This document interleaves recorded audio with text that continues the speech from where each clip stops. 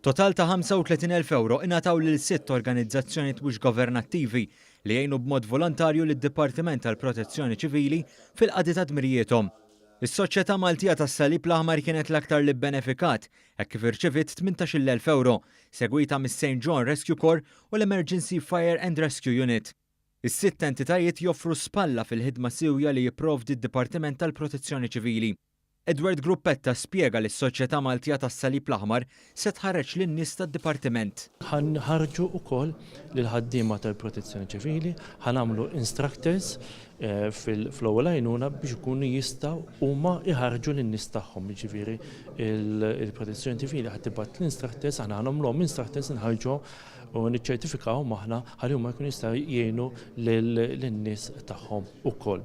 Dan fil-waqt li Andrew Gregg qal li St. John Rescue Corps qed ikunu stazzjonati fl-istazzjon tax-Xemxija. Il-volontira tagħna qed ikunu ta' kull ġimgħa on duty fil-Fire Station tax-Xemxija mad-Dipartiment tal-Protezzjoni Ċivili. U flimkien mal-ħaddiema tad-Dipartiment qed jirrispondu għall-emerġenzi li jinqalgħu ta' kuljum. Id-Direttur tad-Dipartiment tal-Protezzjoni Ċivili Emmanuel Bsajla qal li l-ħidma li ssir minn dawn l-NGOs hija kruċjali. Importanti fis-sens li ejja ngħidu għandek biċċa xogħol kbira, diżastru, mela inti żidt il-manpower. Għandek nuqqas ta' nies, allura daw qed jiġu u tgħinuna fl-istazzjonijiet. Ikollna events tal-massa, meta għandek event tal-massa għandek ħafna minnhom li qegħdin jassistuna. Il-Ministru għas-Sigurtà Nazzjonali Michael Farrugia tkellem dwar il-bini mill-ġdid tal-istazzjonijiet b'tali mod li jilqgħu terremoti.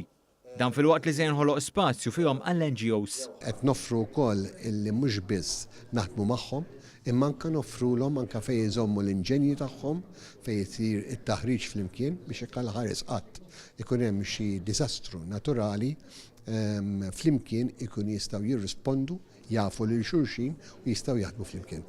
Qal ukoll il-Gvern qed ibiddel it-trakkijiet kollha tad-Dipartiment filwaqt li qed jinżebgħu 4 Bowsers li se jkunu kruċjali f'każ li jinqalgħu sitwazzjonijiet ta' nirien kbar.